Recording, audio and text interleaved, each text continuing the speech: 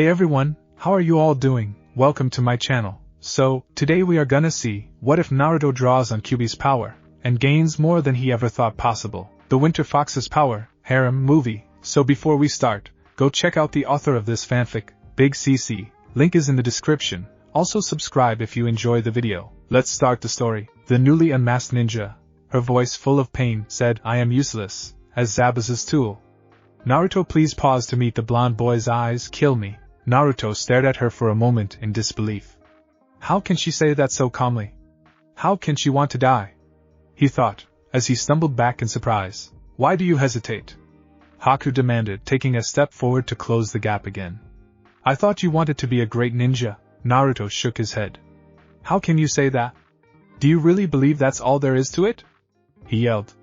"Fighting, and killing until there's only one person left standing?" His voice softened a bit. "There's a lot more to being shinobi than that. There are more ways of showing your strength than beating someone in battle." Haku felt her lips twitch into the start of a sad smile. "I've had this feeling ever since we met in the woods that you and I are a lot alike. Maybe in another life we could have been friends, maybe even more." She paused with a sad smile. "You know what it is I'm talking about. I'm only sorry that it is you that will have to stain your hands with my unworthy blood." Naruto gritted his teeth. "Is this the only way?" "Yes," Haku insisted calmly, her voice falling dead to the young blonde's ears. "You've lost your dreams, and asked me to kill you."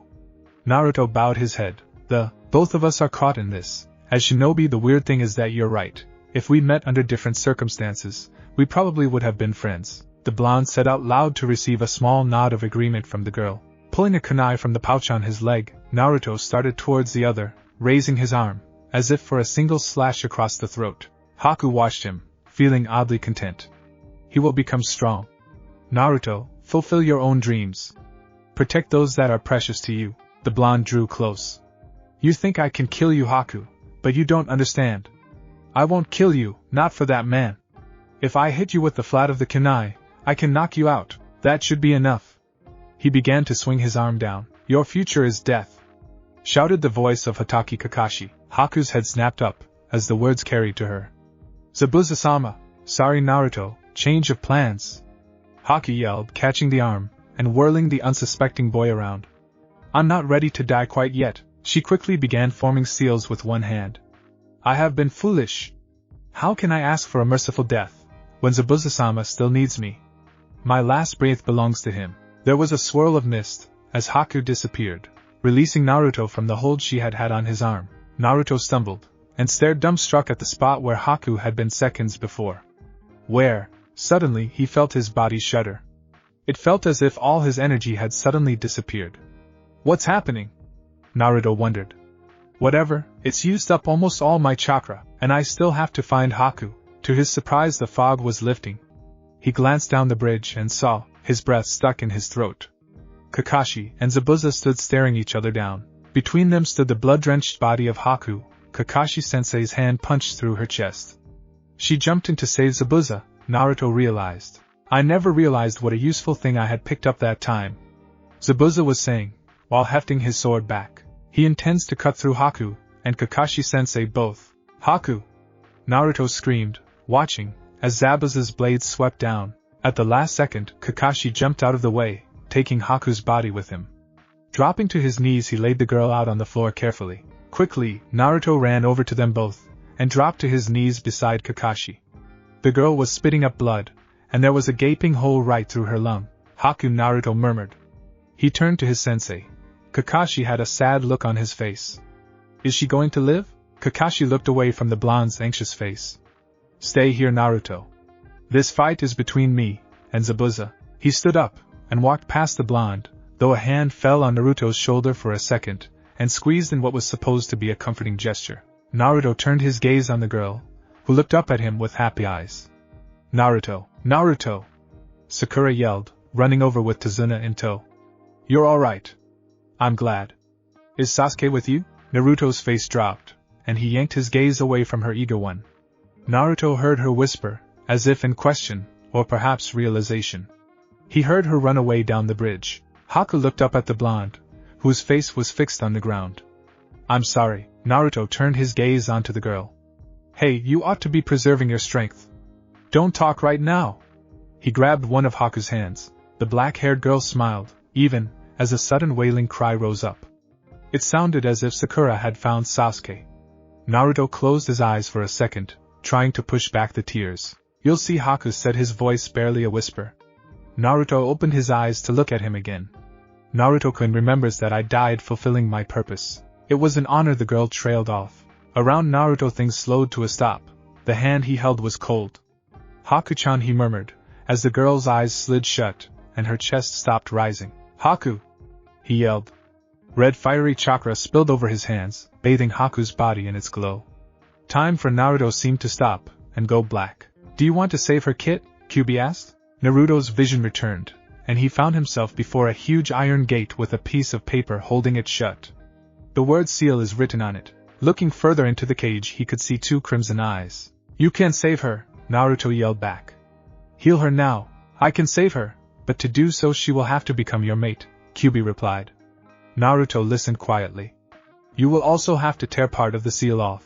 "Why would she have to be my mate?" Naruto asked. "To save her, you need to mix your chakra and blood, along with my chakra over her wound. By doing so you two will be bonded, making you mates," replied Kyuubi in a matter-of-fact tone. "So this is the only way to save her?" Naruto silently thought. "Yes, and remember, I can hear what you are thinking," and amused Kyuubi chuckled. "Fine, I'll do it," growled out the blonde, not seeing any other choice. "Excellent, now let's begin. Cut your hand, and place it on the hole in her chest." Naruto cut his hand, and held it to the fatal wound. "Now channel your chakra, and mine through your hand, and into her." He quickly channeled his chakra, but he was having some trouble channeling Kyuubi's, but he was able to manage it. As the 2 chakras and the blood mixed with the wound, a blue light surrounded both the blonde and Haku. Elsewhere on the bridge, Gato had appeared on the bridge with a small army of thugs with him. "So, the demon of the mist is defeated? You're nothing but a little puppy devil. Luckily, I wasn't planning on paying you anyway. See, missing Nin are just so much easier than village shinobi to deal with. All you have to do is wait until they're done, then you can kill them while they're weak. Not only do I not have to pay them, but I can actually turn a pretty profit by claiming the bounties on their heads." He finished with a twisted smirk before turning to his men. "I'll double the pay to the man that brings me Zabuza's head," laughed the diminutive crime lord. With a quick look at each other, Zabuza and Kakashi nodded. "Kakashi, I see no reason to fight you now, but I still haven't killed anything yet, so how about a little wager? Say, the first one to kill Gato wins?" It's at this point everyone froze. It wasn't because of what Zabuza said, but because they could feel the chakra that was coming off of Naruto. They looked over to see the blue lights spinning around Naruto, and the down form of Haku. "What is this chakra? It's as powerful as the Kyuubi's, but it doesn't feel evil." The copy Nin wondered silently. "What is this power?" Zabuza started, but before he could think farther, Gato spoke again. "Kill them all now!" The tyrant of a businessman yelled. Kakashi and Zabuza quickly began to cut down the thugs like they were dogs. Later, at the end of the bridge, after Gato was killed, lay Zabuza. "Looks like I beat Kakashi." The ex-Miss Nin chuckled softly. He stopped after a second, and said in a sad, low voice, "Kakashi, I want to see her." "I'll take you to her," Kakashi mumbled, as he picked up the missing Nin. He carried Zabuza over to where the bright light once was. The copy Nin saw the 2 laying teens on the ground, Haku completely healed, and Naruto by her side. He gently placed Zabuza on Haku's other side. "What's going on here? Did Naruto heal her, and why does his chakra seem so different? More importantly, how could he heal her? He doesn't know any medicine. Guess I'll have to ask him when he wakes up." Zabuza cut through his thoughts, as he spoke up. With a voice that sounded extremely tired he spoke. "Kakashi, I don't know how, but your brat healed Haku. Will you take her with you? She doesn't like to take a life. Maybe in your village she can live a normal life, and be happy." He finished with a small tear running down his face. "Yeah, I'll let her come if she wants. Thank you. Tell the blonde that Kubikiri Hocho is his now." The final thanks of a failure of a father to the man who saved his Tao, breathed out the former swordsman with pained breaths until the soul of Momochi Zabuza, the demon of the mist, left this earthly coil in a final breath. "I'll watch over her for you, Zabuza, and I'll pass on your message to Naruto. It is the least that I can do for a worthy foe. But first I need to get everyone back to Tizuna's," the one-eyed Nin thought, as he walked over to his other students, only to stop, as he saw Sasuke lying dead on the ground. Sakura was crying on his chest. "No! Not again! No, I couldn't have failed again." Kakashi started forward with tears in his eyes when a dry, low voice reached his ears. "Sakura, get off your heavy." Sasuke rasped. "Sasuke! You're alive! You're alive!" screamed Sakura, as she hugged him, while the injured Sharingan wielder yelled for her to stop. Kakashi couldn't help but smile. All of his students were alive and safe. He turned to see the townspeople gathering. A few days later, Naruto awoke to see he was in Tazuna's house. As he started to sit up, images of the other day flashed in his mind. Flashback no jutsu. Naruto watched as the blue light covered him and Haku. A few minutes later his body started to hurt. A second after that his body felt like it was on fire. "Kyuubi, what's going on?" the blonde cried, as he heard laughter. "Well kid, since my chakra is running wild in your body right now, I decided to do some remodeling," laughed Kyuubi. "What? You baka fox! Stop whatever you are doing," Naruto screamed. The laughter stopped, and a low growl took its place. "Listen here, you hairless ape. All I'm doing is giving you a. I will not have my container being some weak child who can't even defend himself. Besides, if I didn't, and you used my chakra again, it would literally tear you apart from the inside out." "Ooh, really? I'm getting something that could show Sasuke up," asked a very hopeful Naruto. Kyuubi ignored him in favor of explaining the changes. "You will have 3 parts: body, chakra, and eyes. Now what they do is..." Flashback no jutsu release. Naruto was pulled from his thoughts by a voice at the doorway. "So are you feeling better?" Naruto turned to see Kakashi standing there with his smiling eyes. "I'm fine, but what about Haku? Is she alright?" asked the slightly worried teen. "Well, Haku is fine, but she's at Zabuza's grave right now," said the one-eyed teen with an eye smile. "But what I would like to know is how you healed her, and what happened to change your appearance." Naruto shifted, uneasy about what to tell his sensei. "I made a bond with her, and it linked us together, sort of like clan members. That bond was what healed her. I can't go into exact details about it yet, I'm not even sure I understand it completely myself." He decided to leave out most of his new bloodline. He would tell the old man, and Haku first. He also thought it best to tell Haku about them being mates before telling anyone else. "I guess it also altered my body a little." He chuckled, as he looked himself over. A little would be an understatement. He had shot up a few inches to stand at a good 5'9" instead of his previously short 5 feet 5 inches, and blonde hair had darkened a shade or two to appear more of a deep gold than the previous sun-kissed blonde guess. His usually deep cerulean blue eyes had lightened into a cool iceberg blue. His nails had grown out a bit to appear more like claws, and his whisker marks had deepened a little. All in all, he was still recognizable as his old self, but still looked quite a bit different. He's hiding something, but he seems to still be himself. I'll let it slide for now. He must be upset about seeing 2 of his friends die, thought Kakashi before smiling. "You know death is a part of being a ninja, but you should be happy we all survived."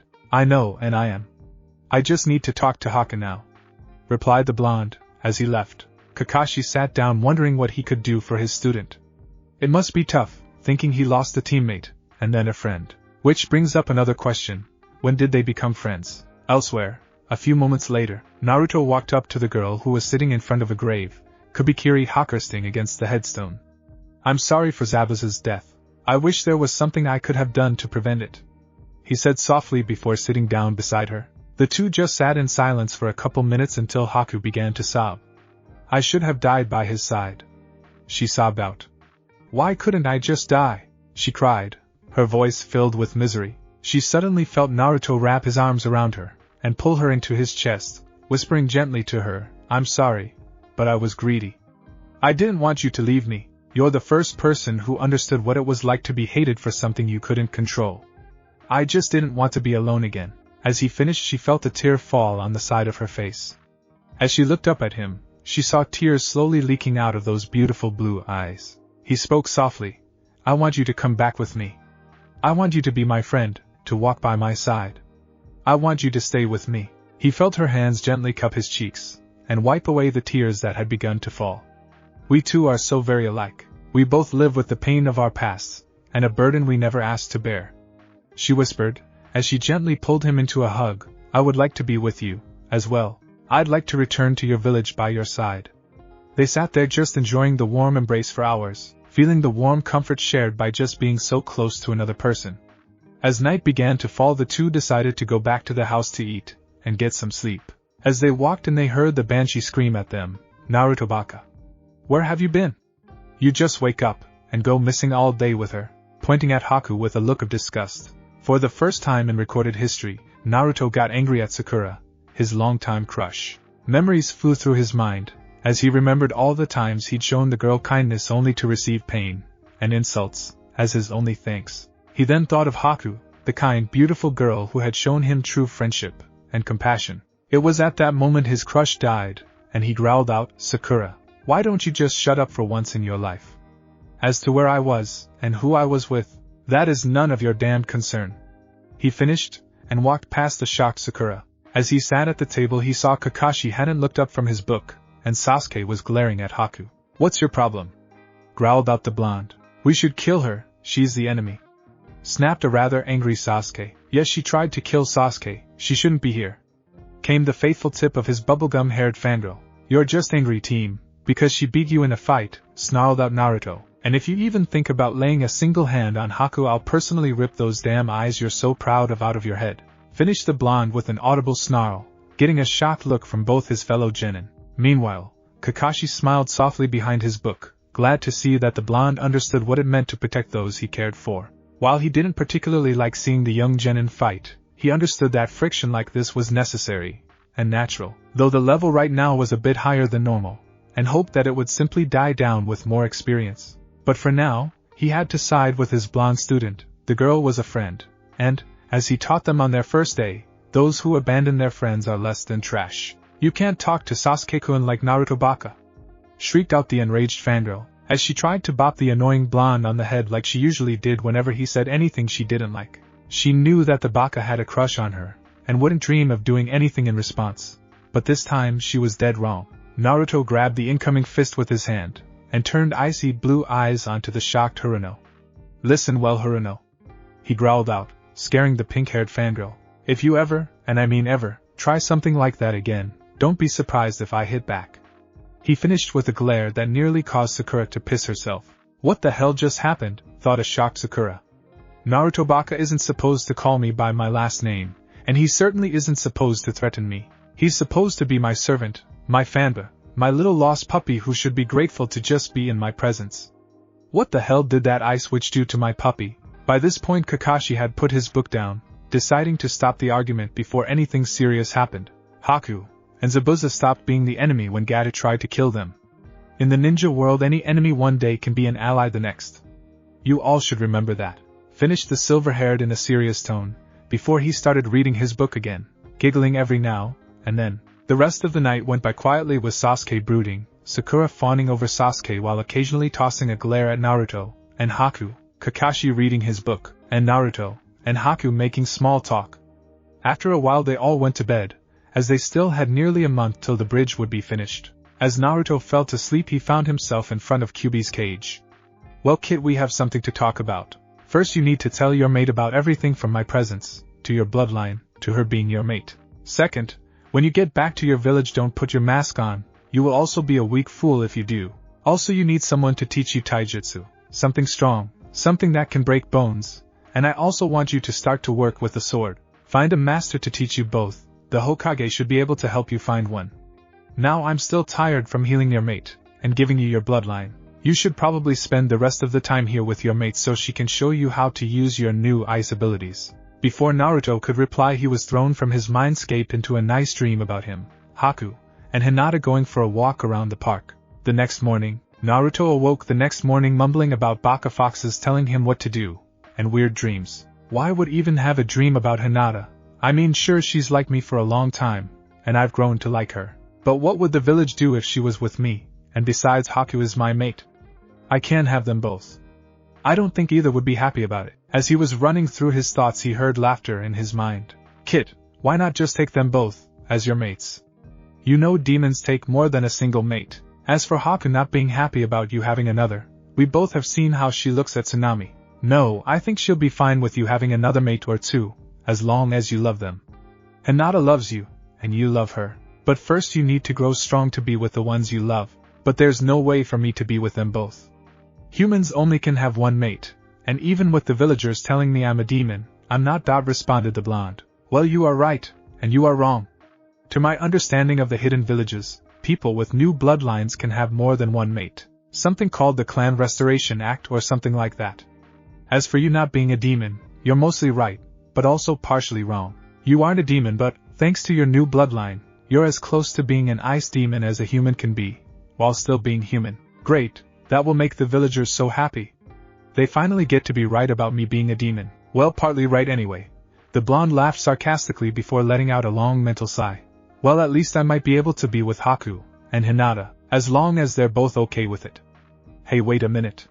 Exactly how are you talking to me when I'm still awake? Well, the piece of the seal you ripped off let me speak to you. As well as see, hear, and smell what you do. Okay, but why haven't you spoken to me before now, and aren't you the demon that wanted to kill everything in my village?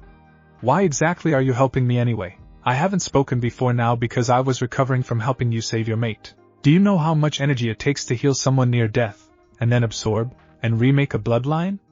A lot. Most of my fellow Biju couldn't do all that I did for you in a single day, let alone a few hours. As for me being an evil engine of mass destruction, I'm not evil, nor do I especially enjoy killing people. I'll gladly admit to liking to fight a bit too much, and being quite the hothead, but I'm no slathering beast. Naruto could feel the sad smile cross the fox's face. No, at one time I was the guardian of the fire country, but that Hibi team put a very powerful burden on me. It put me into a feral rage, and I attacked your village, but thankfully your Hokage sealed me away, breaking them. As to why I'm helping you, well, I feel responsible for you turning out so crappy, and I'd like to consider the help I'm granting you now my penance. So the bloodline, and healing your mate are just my way of saying I'm sorry. Thank you, but I'll find that Hibi team, and make him pay for disturbing you, and messing with both our lives. He was cut from his speech by a voice. You know breakfast is waiting for you downstairs, stated a gentle voice next to his ear. Naruto turned to see Haku smiling at him. I'll be down in a minute, responded the blonde with a warm grin. After a few minutes Naruto sat down at the table with everyone eating their food. Alright team, we still have a few weeks till the bridge is finished. Sasuke, you'll come with me to the bridge. Sakura, you will watch over the house. Naruto, you are free for the day, and Haku, you aren't part of my team so you can do whatever you want, Kakashi told them. Sasuke gave a short HNN. Sakura was upset she wasn't going to be with Sasuke, before she got a twisted little idea. Naruto-kun, she asked sweetly, trying to play off her fanbus affection for her, would you mind taking over watching the house for me? Naruto snorted at that. A week ago he would have done anything for that voice, but that was then, and this is now. He merely gave her a short glare before saying, so you can go, and stalk the Uchiha theme, fat chance. I'm heading out to do some training. Would you like to join me, Haku-chan? He asked warmly, thinking that this would be the perfect time to explain everything to Haku, and maybe learn a bit about his new ice abilities. Yes, Naruto-kun, responded Haku with a major blush. Naruto just looked at, wondering why she was stuttering. Maybe you should stay here today. Naruto turned his head to see a blushing Tsunami. He started to hear Kyuubi laughing. Kyuubi, what did you do? Questioned a confused blonde. Kit, sorry Kit, but it looks like the alteration I gave you left you with a more primal aura that is making the females a bit woozy. Don't worry about Haku though, she shouldn't be affected since she's already your mate. She was probably thrown by you calling her Chan. Oh great, this is all I need, even more complications to my love life. Though considering a few days ago my love life consisted of merely being a pink-haired howler monkey's fanba, any change is an improvement. Know I need to train, so I'll be leaving now. He finished, as he grabbed Haku, and ran out the door. In the forest, Naruto and Haku had just made it to the forest. Now they were looking for a clearing to train in. Haku, I need to talk to you about something. Seeing Haku nod, Naruto took a deep breath, and began to tell her everything. About Kyuubi, his life in Konoha, how he saved her, his new blood limit, and finally her being his mate. Haku stood there listening to everything. She was a little surprised that to save her he had turned her into his mate, as he called it. But all in all she was happy that he told her all of this. She wasn't too upset about being his mate, she did like him, but she would have liked to know him better. She actually found herself hugging him gently, as he finished. Well, that a relief, she doesn't seem mad. See, I told Kit, she's fine with it. But you didn't tell her about Hinata. Of course that was probably wise. Too much information could be pretty bad right now. You will need to tell her before it's too late. Yeah, I know, but not now. I think we need to get started on our training. Hey Haku, I think we should get to training. Maybe you can show me how to use some ice. Of course, Haku replied, smiling warmly at the blonde. She started to show him how to combine wind and water chakra to create ice chakra, but since Naruto had never gotten any training in elemental manipulation, she first taught him the basic exercises for those two. After that, she noticed how poor the blonde's chakra control was, and set out to help him correct that problem by teaching him the water walking exercise. They spent most of the day working on these exercises. It wasn't the type of training Naruto usually enjoyed, but he found himself liking it just because Haku was there with him.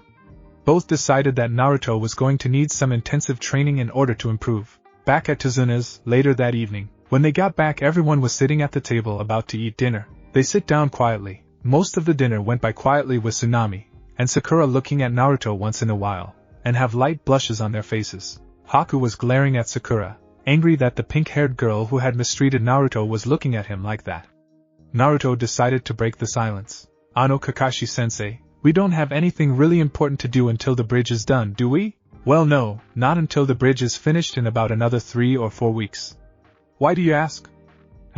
As he let his eye fall on his student. "Well, I was planning on training for the rest of the time, and maybe stay in the forest till we leave," replied Naruto. "I have no problem with you training the rest of the time, but I don't think staying in the forest on your own is a good idea. It will help with survival training, having to find food and shelter, plus Haku will be with me. Alright, but I want you to check with us here every week. If you miss even a single one, I'll drag you back here myself, and chain you down for the remainder." "Agreed," stated Kakashi, getting a nod of agreement from the blonde. Sasuke was pissed since the dobe was going to train the whole time while he had to stay there and watch over the stupid bridge. But then he realized that meant the dobe wouldn't be able to bother him the rest of the time, and he could get Kakashi to teach him a couple new. The rest of the dinner went by rather quietly, besides Sakura yelling about Naruto getting to train while Sasuke had to stay, before she was silenced by a combined glare from Haku, Naruto, and even Sasuke, mostly the team not wanting her to blow his chance to get stronger. When dinner was done, Naruto and Haku packed their supplies, said goodbyes to everyone, and headed out. 1 month later, it was a quiet and peaceful morning, filled with soothing birdsongs, then gentle rolling of the waves. That Baka is late, and the mating call of the pink-haired, flat-chested, howler fangirl. Team 7 stood on the edge of the bridge. Standing in front of them was a large crowd made up of the people of the Wave Country, who came to bid a fond farewell to the heroes who'd saved their country and brought back their hope. The only problem is that one of the heroes, and his female companion, had yet to arrive. "Where the hell is that Baka?" shrieked out the pink-haired Haruno, much to the head pain of the remainder of the group. "Now, Sakura, let's just be patient," stated Kakashi calmly, not ever bothering to look up from his book. "Humph," snorted Sasuke, "why are we bothering to wait for the dobe again? That ice whore probably slit his throat and ran off. Serves the dobe right for trusting an enemy." "Sasuke, that's very rude," chided Kakashi before he looked up from his book. "And at the bridge while I smiling, wouldn't you agree, Naruto, Haku?" Before the other two genin could say another word, 2 figures dropped down from the top of the closest tower of the massive suspension bridge. Both landed easily in kneeling positions before rising to their feet. Standing on the left was a slightly changed Haku. Physically she looked almost the same.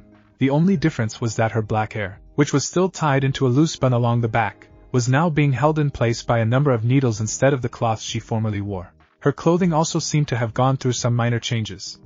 The GI had grown considerably from the short-sleeved blue and white number she had worn before. It was still a deep blue with white along the edges, but now the sleeves covered most of her arms, leaving only her wrists and hands bare, and the bottom of it fell slightly below her waistline. Surrounding both of her wrists was a pair of bangles, the one on the left showing a silver dragon, and the one on the right an ivory white fox, both sporting small sapphires for eyes. The small opening around her neck revealed that beneath the GI the girl wore only a mesh shirt. She also wore a pair of loose dark blue pants with the same pattern. Instead of hiding her feminine figure, like the girl's previous outfit did, this new one seemed to enhance it, somehow showing off her gentle curves without giving up the slightest bit of modesty.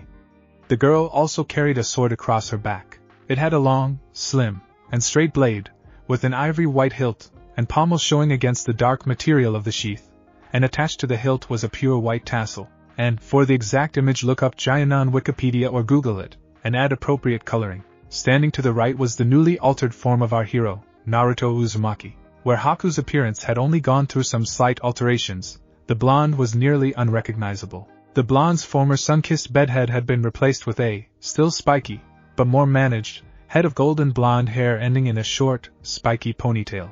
His now iceberg blue eyes stared outward with a calm and cool expression above a pair of slightly darker whisker marks. The boy's attire had also gone through a complete metamorphosis.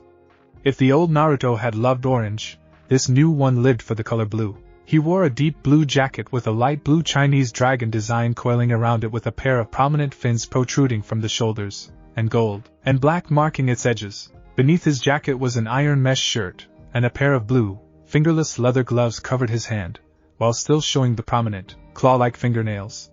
Finishing off the set was a pair of matching deep blue long pants, and a pair of deep blue ninja sandals. And think Sarayu the Ice Dragon from Yu Yu Hakusho for basic ideas. This new uniform seemed to do the same thing as Haku's, showing off the boy's slim, yet well-muscled physique without showing more than a small amount of flesh. The blonde also kept a sword strapped across his back. It was a large broadsword with a blade, hilt, and pommel all made of white steel, and a thin silver-gray line across the center. The blade was broad and double-edged, going straight for most of its length before both sides came to a sharp slant leaving a short, but razor-edged tip. The pommel was rounded along most of its length except a pair of short guards shaped like talons that jutted out in front of the edges. Finally the pommel was also rounded, and ended in a flame-like design. "Not bad, sensei," stated Naruto, as he stood up with his hands and arms held behind his back, before flashing the man a foxy grin, and weakening a good number of female knees in the crowd. "How long have you noticed that we've been here? I felt you two arrived about 5 minutes ago." "Don't get me wrong, you two both have excellent stealth, but I'm still for a reason," stated Kakashi while he smiled at his blonde student. "Naruto baka!" came the shriek of the newly recovered fangirl. Seeing the new look Naruto was sporting had knocked her for a brief loop, but now she was back. "Where the hell have you been, and where did you get those clothes? Would you believe I was lost on the road of life?" asked the smirking blonde. His only response was a double-faced fault from his two teammates, and a smile of pride from his sensei. "But seriously, I was at the same place as Haku, and I got these clothes, Gata's mansion." Gaining shocked looks from everyone surrounding them, but Gata kept his mansion's location completely hidden from the village in order to prevent anyone from trying to attack him. "How did you two find it?" asked the shocked Tazuna. "Haku's been there before," answered the blonde calmly. It seems Gata didn't bother keeping it hidden from either her or Zabuza, probably because the little bastard planned on killing them from the start. The little toad was quite the pack rat, keeping everything he owned in the place, including a lot of clothes the little idiot could never hope to wear. Probably kept them hoping he'd one day find a way to buy height. "Oh, that reminds me. Tazuna digs fast," stated the now grinning blonde, tossing the elderly man a pair of parcels, which the old man was barely able to catch. "What are these?" asked the old bridge builder. One was a large folder containing what appeared to be numerous official-looking documents, and the other was a small booklet. "The folder contains the deeds for most of Wave's businesses and properties. I'll trust you to see that everything gets back to their proper owners, Tazuna-san." The booklet contains info on several of Gata's bank accounts plus all the relevant PIN numbers and passwords. Think of it as a stimulus package to help get Wave back on its feet. There's also a map in the back that should lead you to Gata's manor. I'm pretty sure that all that junk in there will be a great help to everyone," finished the smiling blonde. Tazuna's, along with the rest of the crowd's, jaws had hit the floor shortly after the blonde had started his explanation, and now the crowd was staring at him like he was some sort of glowing, golden god of plenty. Finally Tazuna was the one to speak up. "Naruto, we can't accept all of this, you deserve at least part of it," stated the shocked man. Naruto merely chuckled lightly. "Do you think I gave you everything, Tazuna-san?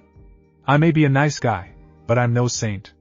I kept a few bits and pieces for myself, of course. I'm now the primary owner of most of Gata's business holdings outside of Wave, though I made sure to liquidate and take measures to see that all the illegal ones were destroyed. That still left me with quite a few businesses under my control, including a rather large shipping company. I also took control of the few remaining bank accounts that I didn't turn over to Wave, as well most of the man's personal funds. I'm currently a very, very well-off young man," stated the blonde with a rather wide smirk. Tazuna continued to stare at the blonde for a few minutes before he burst out in a gut-busting laugh. "In that case," stated the now smiling man, "I'd just like to thank you, all of you, for all you've done for Wave." "It was our pleasure, Tazuna-san," stated Kakashi, before he turned to his team and their guest. "Alright everyone, let's head home." With a chorus of agreements from the youths in front of him, the 5 ninjas set out for the Hidden Leaf village. "You know, Dad," stated Tsunami, as she watched the young shinobi depart, "you haven't named the bridge yet." "You're right. stated Tazuna, rubbing his chin. A great bridge like this one needs an equally great name to go along with it. How about the Great Naruto Bridge? Stated the grinning form of Inari, much to the cheers and support of the gathered crowd. The Great Naruto Bridge, stated Tazuna with a small smile, named in honor of the young man who brought back our hope and helped us rebuild our country. A good name indeed, finished the elderly bridge builder while he nodded his head slowly. Halfway to Konoha. Alright everyone, we're probably about halfway home by now. I'd say this is a good place to make camp for the night, and we can probably make it back to Konoha by noon tomorrow if we leave early enough, stated Kakashi. With that the group began setting up camp. Sasuke gathered firewood, Sakura set up camp, and Naruto and Haku went to a nearby stream to catch some fresh fish. You should probably tell your sensei about your new abilities soon, Naruto-kun. He may be able to offer up some assistance in your training, stated Haku, as she speared a trio of fish with some thrown. I know Haku-chan, but I want to explain everything to him, and the old man at the same time, stated Naruto, as he speared a pair of fish with a matched set of kunai.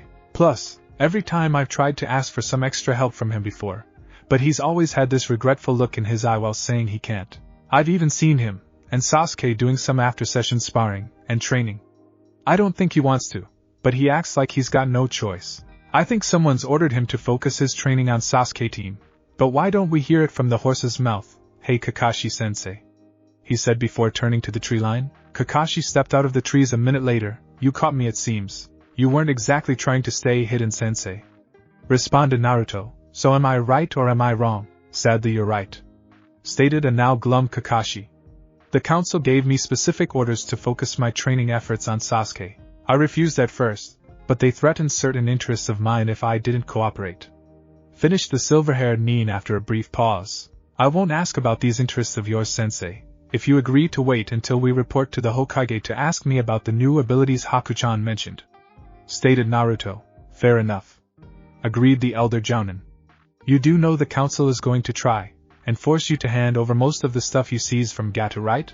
At the blonde's nod, Kakashi grew a fierce grin. Then please allow me to act as a sensei for you on how to properly deal with them when they try. After a brief 10-minute discussion, which left both the blonde and his sensei smirking evil grins, the two returned toward camp carrying the fish Naruto and Haku had caught. It was several hours later that we found the group of 5 sitting around a small campfire. Kakashi was, as usual, nose deep in his smut. Haku and Naruto were talking happily while sitting close together with Haku's head resting on his shoulder, a fact that made the other in the group wonder just how far the two's relationship had progressed in the last month. Sakura was fawning over the last Uchiha while occasionally glaring at the apparent couple, all while plotting ways to convince Sasuke to date her and regain her former control over the blonde. And lastly, Sasuke was brooding while occasionally tossing glares at Naruto.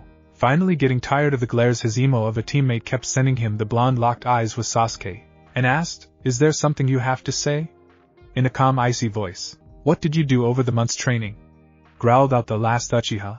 "A little of this, and a little of that," replied the blonde with a slight shrug, getting another glare from the Uchiha. Before Sasuke could put his foot in his mouth again, Kakashi interrupted. "I'm more than a little curious myself, Naruto. Would you mind giving some details?" Looking at his sensei before shrugging again, the blonde replied, "Like I told Sasuke team, I did a lot of different kinds of training. It's tough to remember all the details, but let me think. Well, we focused a lot on improving my chakra control. Haku even taught me the water walking exercise, and a few other special training techniques. Then she taught me about elemental manipulation. It turns out I have both a strong affinity for wind, and I've even got a weaker water affinity. After I got to a decent level using all my elements, she taught me a few, mostly water elements since she doesn't know a lot of wind techniques. She even taught me to use the Myon Satsujin Jutsu, soundless murder technique, that Zabuza taught her.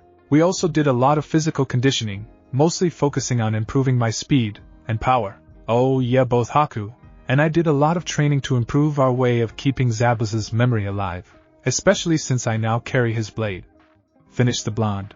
Inwardly the blonde was quite pleased with himself. He hadn't lied, but he certainly hadn't told them the whole truth. The first part was most of the truth. They had spent a lot of their time working on improving his control, but he made sure to not mention any of the special exercises Haku had taught him. Then there was the part about his manipulation training. It was also mostly true. He did have a very high wind affinity, much higher than normally possible. Kyuubi had told him it was probably because the blonde had a natural wind before he gained his bloodline, and it just added onto it. And his water affinity was weaker than his wind affinity, but it was still pretty strong. He also simply left out the part about his new ice affinity. Haku had also taught him mostly water ninjutsu, since she knew only a small amount of ice herself, but she and the blonde had developed a couple already, and were still working on more. The rest was the truth. They'd worked a lot on improving their physical conditioning, and improving their abilities. And who said that Naruto Uzumaki was incapable of deception? So I assume it was you who took Zabuza's sword? Asked Kakashi. You were the one who told me Zabuza left it to me when he shot a small glance toward Haku, passed on. Haku smiled sweetly at the blonde sitting next to her. He knew she didn't like being reminded of Zabuza's passing, so he did his best not to talk about it in front of her. He was always so sweet. I'm a lucky girl to be bonded to such a sweet guy, she thought happily to herself, as she snuggled slightly deeper into his shoulder. So where is it? Spat out Sasuke, who was again glaring at the blonde. It's strapped across my back, responded the blonde, getting confused looks from the group. Noting the confused stares, or in the case of Sasuke, and Sakura glares, the blonde explained, you see, the swords of the 7 ninja swordsmen of the mist are extremely special. Each adapts to match the needs and personality of its wielder. For Zabuza the blade became the Kubikiri Hocho, decapitating carving knife, but for me it became the blade you see strapped to my back, which I've named Raiden, Frozen Flame, finished the blonde. After the blonde finished his explanation, Sasuke immediately stood up, and stomped over to where Naruto and Haku were sitting. Placing out his hand, give me that sword, Dobe, ordered the last Uchiha. Excuse me, team, growled out the blonde, staring at the extended limb, sorely desiring to remove it. You heard me, Dobe. That blade is wasted on the likes of you, it belongs in the hands of an elite like me, snapped out the Uchiha. Before anyone could move, Naruto and Haku were on their feet, Naruto's hand resting on the, now identified, Raidoen's hilt. Now listen here, team, growled out the blonde, Zabuza passed this weapon on to me, not you, and the only way this sword accepts a new wielder is if the previous one willingly passes it on. Otherwise no one is capable of touching it. So I'd suggest you back off before I show you just how good I've gotten with this blade. Finished the blonde with a slightly feral snarl. You can't talk to Sasuke-kun like that. If he wants that stupid sword, then you should give it to him. Sasuke deserves it more, you damned. Her howling was suddenly cut short. The girl had been stomping toward Naruto in an attempt to beat some manners into the blonde, and teach him to refuse her beloved's orders, only to be stopped before getting close by the blade now resting on her throat. Haku suddenly stood next to her, the dark-haired girl's usually soft eyes, as cold as the ice she manipulated. If you insult Naruto-kun again in my presence, we will not make it to Konoha, because I will kill you, and your precious Sasuke-kun where you both stand, whispered the ice manipulator coldly, as she glared at the pink-haired fangirl. Losing Zabuza had changed the young woman, and while she still disliked killing, she would do whatever it took to preserve the life of the one she now held precious. Deciding to stop this fiasco before half his team is killed, the silver-haired stood up. That's enough out of all of you. Sasuke, you have no right to demand Naruto's sword. Zabuza gave it to him, and that makes it Naruto's personal property, and no one other than the Hokage can order him to give it up. Sakura, you're just as much at fault here. You need to learn to respect your teammates. Haku, I know you and Naruto are close, and I have no authority to give you orders, but please don't threaten my students, despite how much they're asking for it. Naruto, calm down. I know you don't like to be ordered around or insulted, but you need to learn to control your temper or it'll get you or someone else killed. Now everyone stands down and separates. Ordered his troop to reluctantly obey and stand down. Naruto and Haku returned to the larger tent they were sharing, while Sasuke and Sakura both just glared at their backs before going to their own tents. As the last two departed, Kakashi let out a heavy sigh. Things were not looking well for his team. There had always been a lot of friction between the members of his squad, but he hoped that this mission would help relieve it. He'd hoped that activating his Sharingan would help even out Sasuke growing superiority complex, while the danger would help knock Sakura out of her fangirl state, and maybe learn to at least respect her other teammate, and Naruto would get the chance to earn the respect of his teammates, or at least learn to deal with them. Sadly, that wasn't happening. Awakening his Sharingan had only worsened the Uchiha heir's growing ego problem. Sakura still cleaved to her fangirl way of life, and still treated Naruto like trash. Lastly, Naruto had not only been unable to earn the respect of his teammates, despite earning his sensei several times over, but had seemingly lost all patience dealing with them. When we get back, I'll give them a month or two off to just relax and stay separate. Hopefully some space will calm their tempers down a little. After that, I'll request another C class. If that one doesn't work, then the Chunin exams will be following soon after.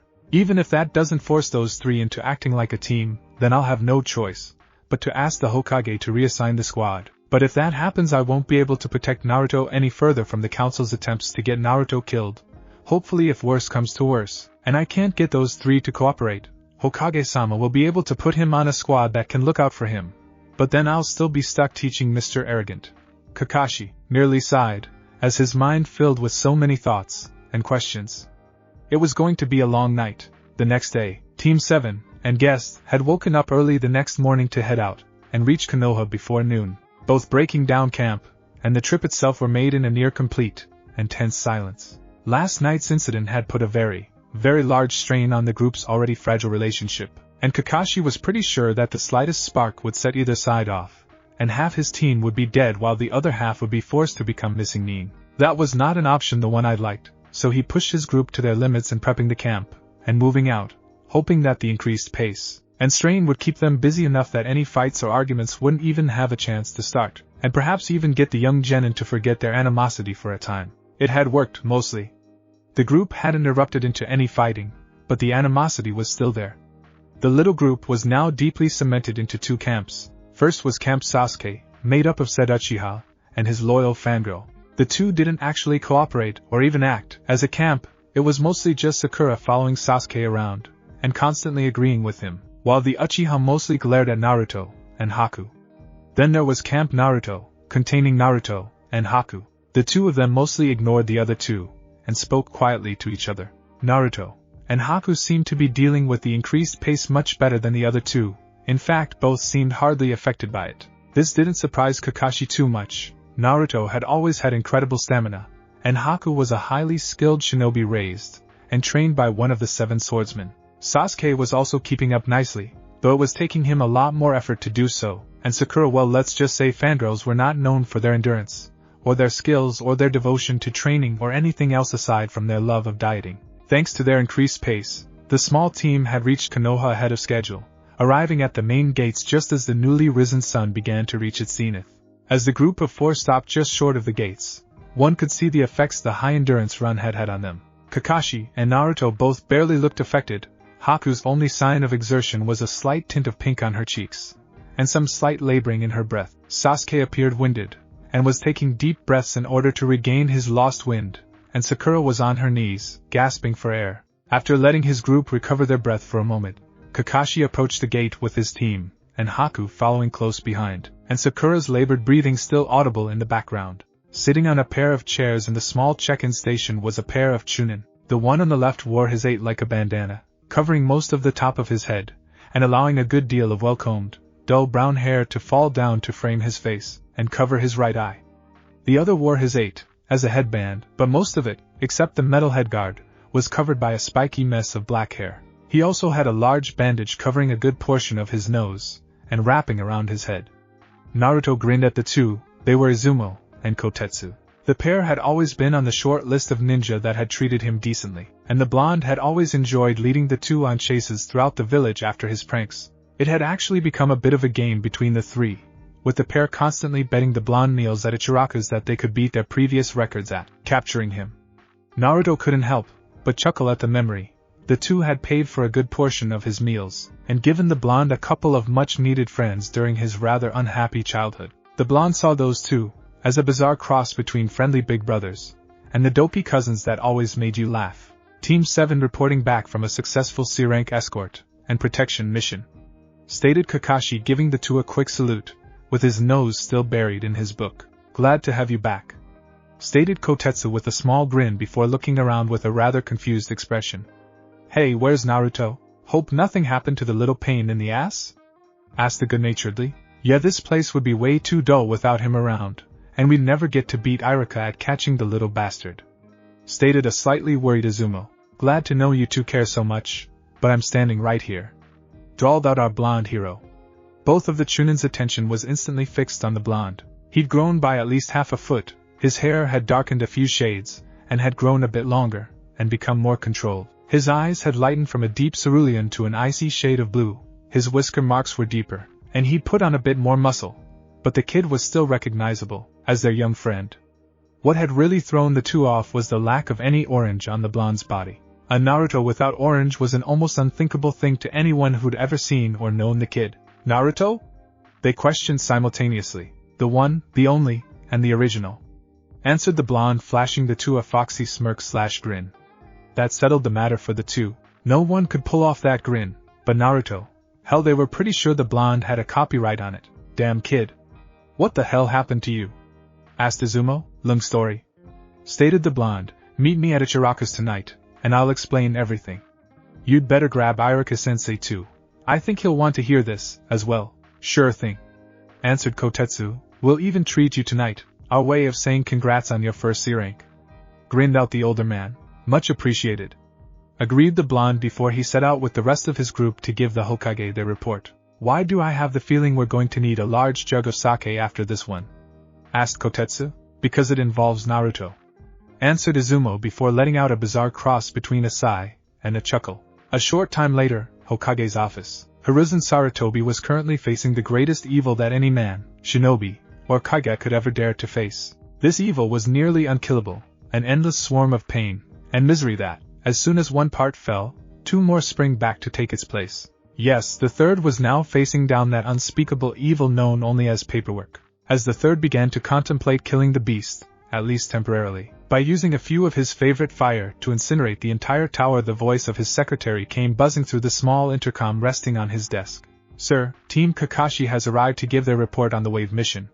Stated the voice through the minor static. Happy for any excuse to not have to deal with the embodiment of evil resting on his desk without having to destroy the tower. The old Kage pressed the small button on the intercom, and stated, Thank you, send them in. With that, the large double doors of his office opened, and the team stepped in. The first to enter was Kakashi Hatake, the team's sensei, followed closely by Sakura Hareno and Sasuke Uchiha. Following them was a young lady that Hiruzen didn't recognize, and the old man briefly wondered who she was. Those thoughts were quickly wiped away, as a fourth figure entered the room. It took a moment for the elderly Kage to recognize the blonde as his own surrogate grandson. Naruto? Breathed out the old man, as he stared at the boy's changed form. The blonde responded with a large smile and a wave. Hey Hokage Gigi, glad you were able to recognize me. I swear first Izumo and Kotetsu don't recognize me when we're standing at the gate, and then I get these weird stares from nearly every girl we come across while we walk here. Finished the blonde in a slight grumble. Kakashi couldn't help but let out a perverted giggle at the mention of those weird stares the blonde was mentioning. While spending a month with Haku had helped up the blonde's maturity a good bit, the boy was still pretty much ignorant of the effects his newly altered state had on the female populace. Sure, Naruto knew that his altered physical form was attractive, but he didn't realize just how attractive. Kakashi had no doubts that the blonde would be getting the beginnings of a fan club soon enough. When he mentioned that to the younger man, the blonde had scoffed, saying that, as soon as they realize I'm me, they'll lose all interest. In case you've forgotten, most of the civilians hate me on principle. While Kakashi couldn't deny the truth of his student's statement, he also thought that the blonde was underestimating the power of hormones. While the older women who knew about the fox being sealed inside the boy would more than likely do, as he predicted, most of the women who'd been staring at the blonde were close enough to his own age that they wouldn't know about it. In fact, if any of those girls' families tried to force their daughters to lose interest in the blonde, they may just boost his popularity. After all, there are few things that attract girls like a bad boy image, and the fact that their parents disapprove. The voice of the aged third Hokage cut through the silver-haired Jounin's perverted musings. Kakashi, stated the old Kage, I believe you have some explaining to do. Nodding his head, Kakashi launched into his report. They described their encounter with the demon brothers, followed by Tazuna's story, then their first encounter with Zabuza, the false hunter nin's appearance, and their week of intense training, followed by what he'd seen during the battle on the bridge. Kakashi made sure to leave out any mention of Kyuubi's chakra directly, to avoid breaking the third's law, merely stating it as an odd and virulent chakra emission during the battle, which should clue in the elder Kage to what had happened.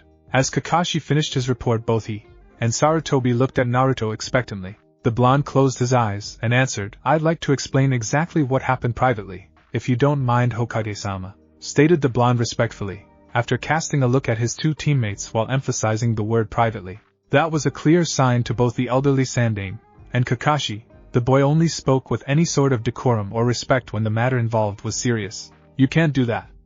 We have every right to hear what happened, growled out Sasuke. Yeah, you can't make us leave while you talk to the Hokage alone. shrieked out Sakura. Actually, Naruto has every right to request discussing the matter privately, stated Sarutobi before returning his attention to the blonde. I approve of your request to discuss matters privately. Is there anyone else besides myself you'd like to hear this? Kakashi-sensei should hear this, as well, and Haku-chan already knows it so she can stay if she wants, answered the blonde. Very well, agreed the aged Kage before he turned his attention to Haku. Now Miss Momochi, sir, Haku Momochi, I've decided to take up my adoptive father's name to honor his memory, answered the young Kunoichi. Alright Ms. Momochi, from what I understand you wish to join our village? Asked the old Kage. Yes sir, answered Haku calmly. Well, since you were never an official ninja of any other shinobi village, that shouldn't be a problem. You'll have to go through a month-long probation period before you can actually begin taking missions, stated the Hokage. After getting a nod from Haku, the elderly Kage turned his attention to Kakashi. Kakashi, given what you've seen of the girl's abilities so far, what rank would you place her at? Chunin ranks easily, Hokage-sama, answered Kakashi after a moment's thought. Very good, agreed Sarutobi. Now is there any field you'd wish to specialize in, young lady? While you can't take any missions during your probationary period, you're still allowed to receive training, nothing secret or high level though. If it's possible to become Hokage-sama, I'd like to go through the training to become a combat medic, answered the girl. That's good to hear, we can always use more healers, stated the elderly Kage while he nodded his head. I'll schedule you to begin training in the hospital in a week. That'll give you some time to settle into life here in Konoha. Now, as for living accommodations we have, that won't be necessary for Hokage Jiji. Haku will be staying with me, interrupted Naruto. The elderly Sarutobi raised an eyebrow at this before shrugging. Very well, saves me a bit of paperwork. Now I believe that's it, you can all receive payment for this mission at the main desk at the base of the tower. Sakura Haruno, Sasuke Uchiha, you're both dismissed. Congratulations on your first completed C-class turned A-class mission, you should all be quite proud, stated the Hokage. I refuse, stated Sasuke arrogantly. Excuse me? Asked the elderly Hokage, as he looked at the Uchiha heir. I refuse to leave until that dope tells me everything that happened, as well. There has to be a secret to how he gained that power, and if there is I deserve to know about it, stated the Uchiha. Now there's one thing that anyone with half a brain cell should know. Kage-level shinobi are not to be messed with. While Hiruzen Sarutobi had gotten older, and his skills had begun to dull, he was still a Kage for a reason. And right now, the last of the Uchiha was getting a very good lesson of why that is. As a mass of killing intent that made Zabuza seem like a child's attempt, was focused directly into him, all coming off the formerly smiling old man he just tried to order around. Now listen here young Uchiha, the council may put up with your arrogant behavior due to your status and heritage, but I certainly won't, breathed out the elderly Hokage while he stared at the young Uchiha, his voice never rising above its normal tone, and yet it seemed to shake the room. You need to remember that I'm the Hokage of this village, and that I'm the one who gives the orders. Now leave my office now before I'm forced to do something you'll most certainly regret. The young Uchiha audibly gulped before turning around, and hightailing it out of the room, followed closely by his ever-loyal fangirl. As the two ran out the door, Naruto burst out in laughter while Haku attempted to stifle a giggle. Even Kakashi couldn't hide a slight smirk. Watching the Uchiha being put in his place was so much fun. Nice one Ogigi, grinned out the blonde between laughs. Thank you my boy, I'm glad to see I haven't lost my touch, stated the elderly Kage with a warm grin, before his demeanor became more serious. Now I believe you have some serious explaining to do, as well. I'll step outside, and make sure we don't have any eavesdroppers, stated Haku before she left. Naruto stopped laughing and nodded. Well, I guess it all started after I exhausted myself training all night before the battle. Like Kakashi said, he left me at Tazuna's to rest. When I woke up I rushed out to meet everyone at the bridge. While I was running I noticed a boar that had been cut up pretty badly by a sword. When I went to investigate I found an entire trail of cut-up animals heading toward Tazuna's house. Not liking the looks of it, I followed the path of carnage, and found a pair of samurai wannabes trying to kidnap Tsunami and Inari. When one of the idiots tried to kill Inari, I used a replacement to get Inari out of harm's way before taking out the thugs with a surprise attack from a couple of shadow clones. After they were taken care of I headed back to the bridge, and found Sasuke fighting Haku inside her ice dome, and Kakashi fighting Zabuza. I snuck into the dome to help out Sasuke, but things didn't turn out well. We attempted to outmaneuver her, and Sasuke was able to unlock his Sharingan. Unfortunately I was knocked down, and Sasuke intercepted a barrage for me. I got mad when I thought the team had died for me, and I think I tapped into Kyuubi's chakra. After that I broke through Haku's, and was able to beat her somehow.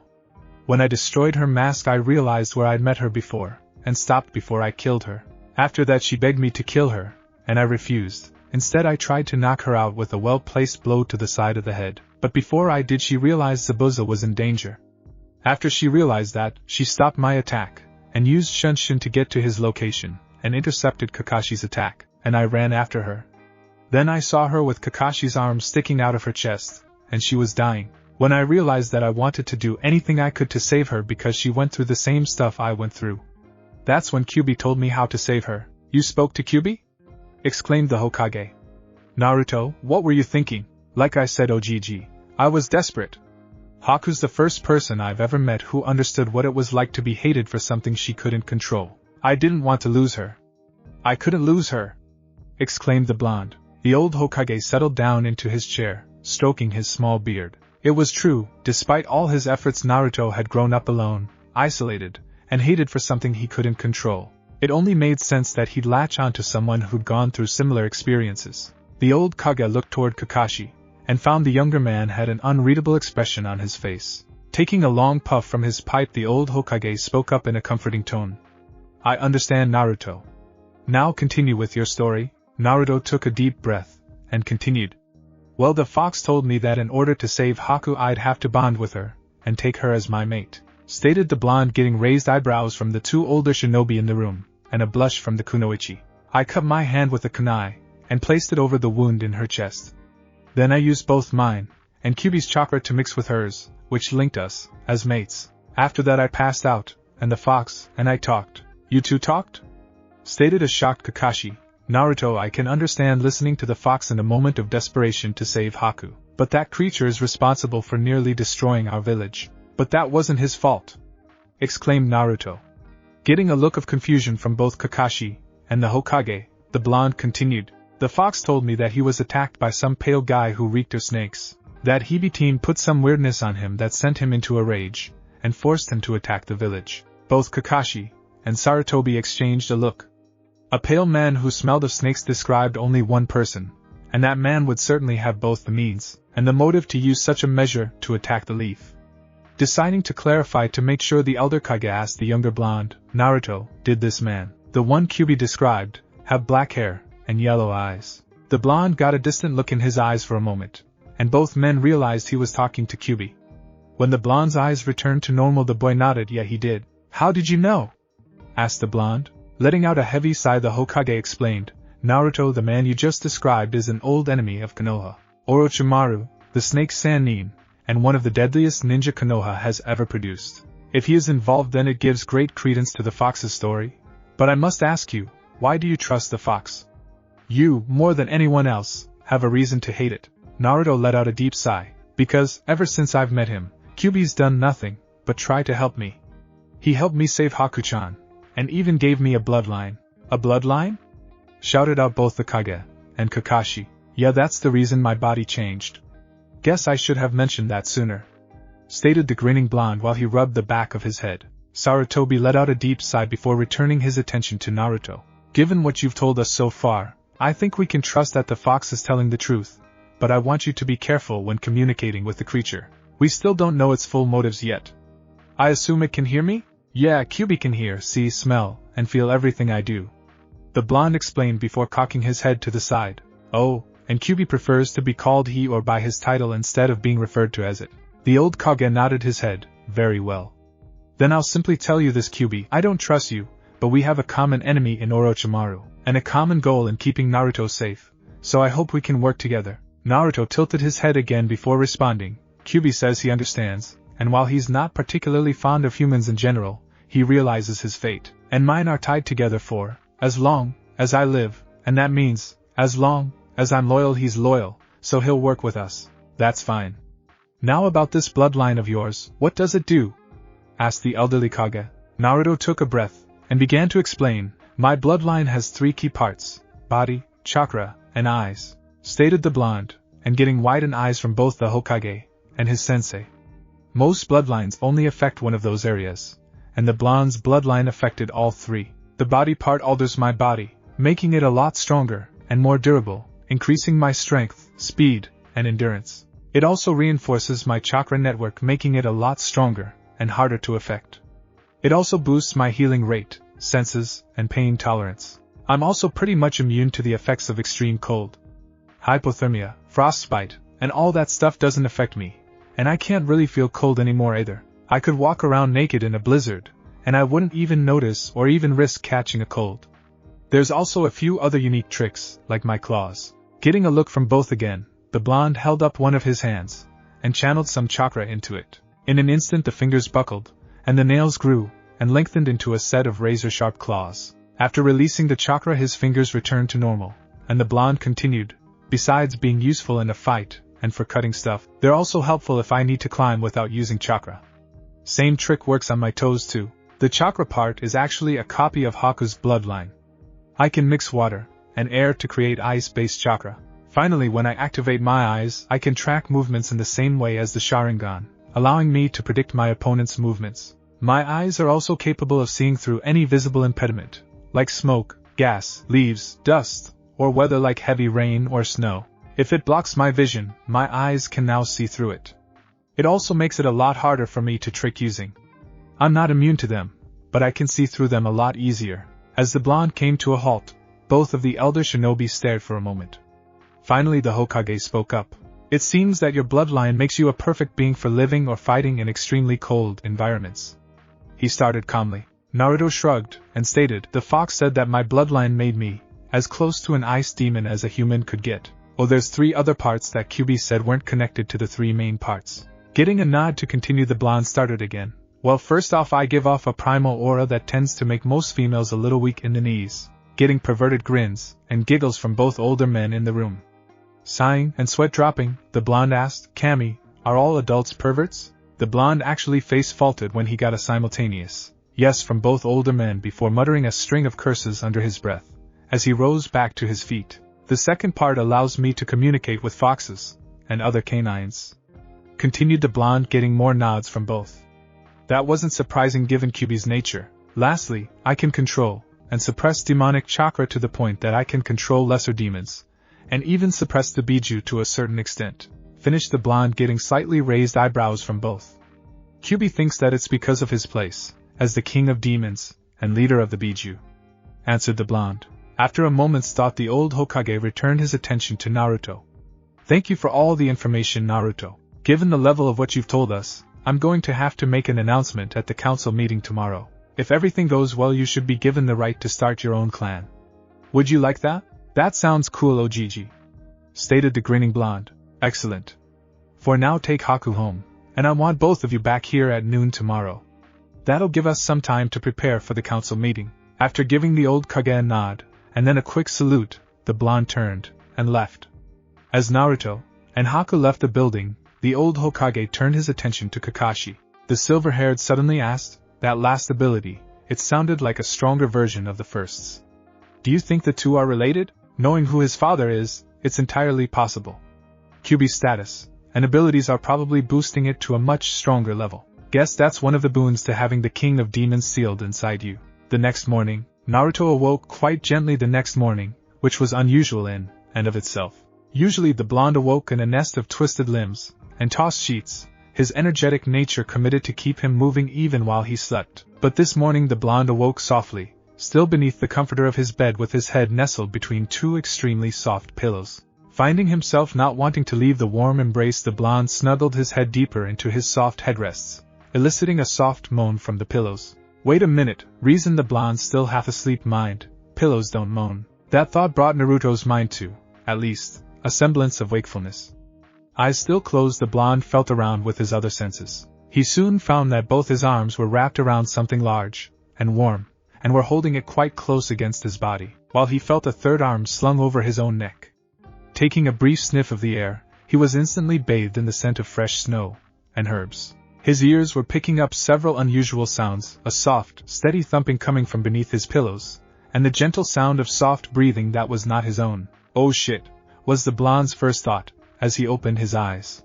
Staring back at him was the impressive sight of Haku's perky, veiled from view by a loose collection of cloth. Backing his head away slowly to avoid awakening his sleeping bedmate, the blonde simply stared at his mate. Haku's dark black hair was down, falling just past her shoulder blades in a slightly messy tumble of sleep. Her eyes were shut, and her face was completely relaxed, at least from what he could see, since half of her head was nuzzled deep into his shoulder. She was dressed solely in a deep blue night robe, her body pressing against his own at nearly every opportunity, and smooching against his chest to create the soft pillows he'd been enjoying a moment before. Kami, even when she's asleep she looks like a goddess, thought Naruto in wonder, as he simply stared at the woman he'd been blessed to call his mate. It was several minutes before the blonde was able to shake off his daze, and return to the realm of conscious thought. Focus, Naruto, he mentally ordered himself. Marvel over the glorious beauty that is your mate later. Right now you need to think of how you ended up like this, and how to prevent Haku from going ballistic when she wakes up. Quickly obeying his own mental instructions, the blonde quickly thought back to the day before. After he and Haku left the old man's office, he'd taken her on a quick tour of Konoha, pointing out most of the major attractions, along with several of his favorite places.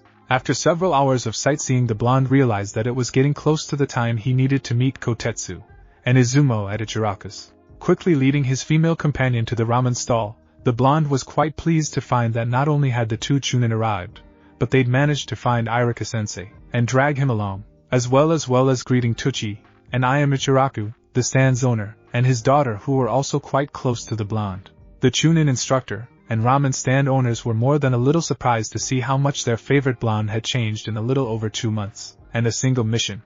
When the man asked what had happened, Naruto had been eager to explain, but he first introduced Haku to his assembled friends as his girlfriend, both having decided earlier that it would be best not to mention their mating bond.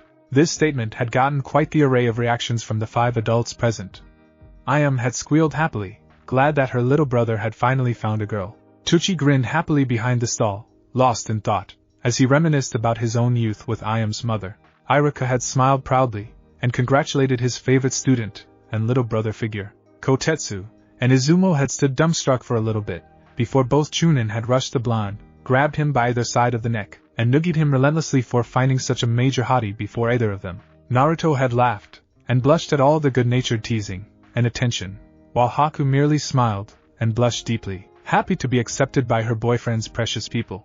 After the teasing and congratulations had ended, Naruto began to recount his adventure in Wave Country. Naruto kept mostly to the truth, adding only a few embellishments and bits of bragging. He told them about the battle with the demon brothers, and Zabuza, his first meeting with his Hyomegamai, Ice Goddess, getting a deep blush from Haku, and his second encounter with her and Zabuza on the bridge. He left out the parts about dealing with the Kyuubi. While he trusted everyone present in the stall, you never knew who was listening in, especially in a ninja village. He'd even told them about his new bloodline, demonstrating it by creating an ice rose and gently placing it in Haku's hair, again causing the Hyotonosaur to blush furiously. The celebration following the completion of the story had lasted well into the night, celebrating the blonde's first C-A-class mission, as well as the founding of his bloodline and his acquiring a girlfriend. At the end, Naruto and Haku had left, Irika, Kotetsu, and Izumo covering the bill in celebration, and returned to the blonde's apartment. Both were exhausted from the long day.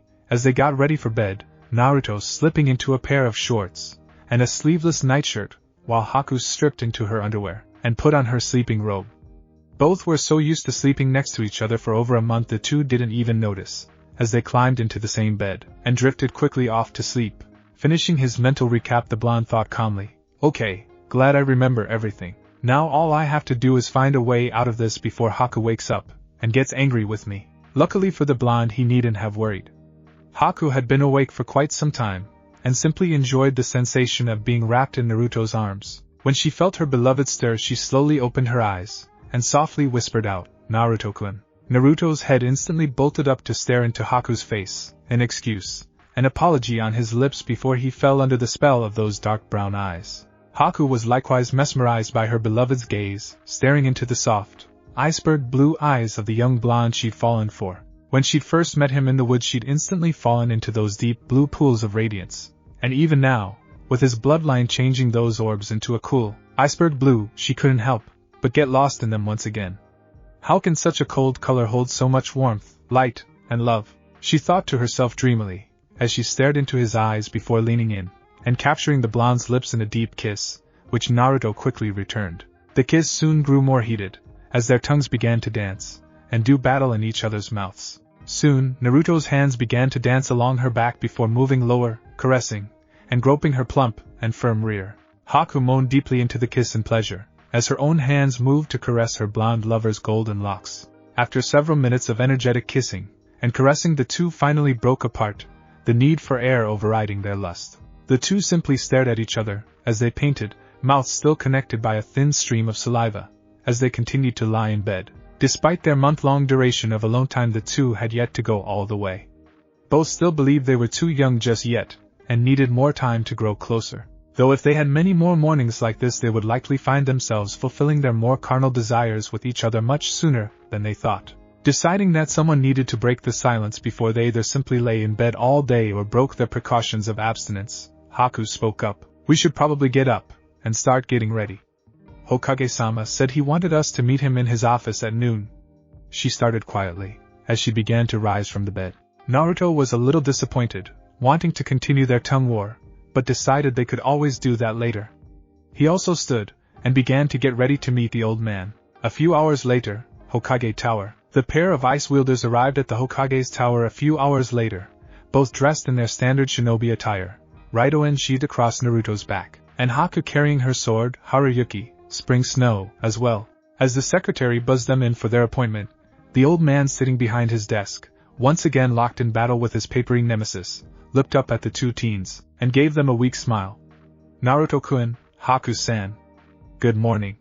I hope last night treated you well," greeted the elderly Kage. "Pretty good, old man," answered Naruto, while Haku nodded her head in agreement. "You wanted us to be here to talk about the council meeting, and me starting my own clan? Ah, yes. Now there shouldn't be any major problems with it, but considering your unique status," stated the old Hokage, getting frowns from both Haku and Naruto, "I doubt the majority of the civilian council will be very happy with approving your nomination for forming your own clan. While they may not be able to stop it on their own, if the vast majority of them stand against you in the vote, it could raise some difficulties," stated the Hokage gloomily, before a smirk crossed his weathered face. "But if you're willing to listen to an old man's plan, I think we may be able to get a full authorization without any problems." "What's the plan, old man?" questioned Naruto curiously, his prankster instincts blazing, telling him this would be good. "Simple," smirked the old Kage. "We don't tell them that it's you that awakened the bloodline." He finished with a large grin, as he started explaining his plan. 1 hour later, council chambers. The full council of Konoha was gathered in the central meeting chamber. The council was divided into 4 independent sections: the shinobi clan heads, who represented their respective clans; the shinobi division representatives, who represented the different divisions of Konoha's military; the civilian council, who represented Konoha's civilian populace; and the elder council, who acted as the Hokage's advisors, and represented the interests of the non-clan shinobi. Each section of the council took up a side of the rectangular table that served as the central focus for the meeting room, as well as the room's only furnishings save a few extra chairs for those waiting to speak in front of the council. As soon as the entirety of the council was seated in their respective spots, Sarutobi cleared his voice and spoke up. "Thank you all for coming today. Now we have several issues on the board today, most involving the successful return of Team 7 from their C-A-class mission," stated the Hokage calmly, as he picked up his copy of the mission file. Yesterday, he and Kakashi had printed up an abridged version of the document to hand out the remainder of the council in preparation for this meeting. Now the first item up for vote is the foundation of a new clan within Konoha. A young man returning with Team 7 has an undocumented bloodline that is not fully claimed by any of the other villages, and they have requested the right to form their own clan in Konoha. A limited description of the bloodline and its abilities are listed in the file. Many of the counselors opened their files at the mention of this. Those that had fully read through the file were questioning themselves, believing that the only non-Konoha shinobi returning was listed as one Haku Momochi, and the document had stated that he was a she. Most of the counselors quickly passed it off as a simple misprint in the file, though several of the shinobi, including one Danzo Shimura, raised suspicious eyes at it. "And where is young Momochi-san?" questioned one of the civilian counselors. It was unusual for a person being voted on by the council to not be standing within the chambers. Sarutobi raised his eyes at the question, as if surprised by it. "Haku Momochi is currently in my office, filling out the paperwork to fully enter our village, as a shinobi, along with a companion acting as a guide.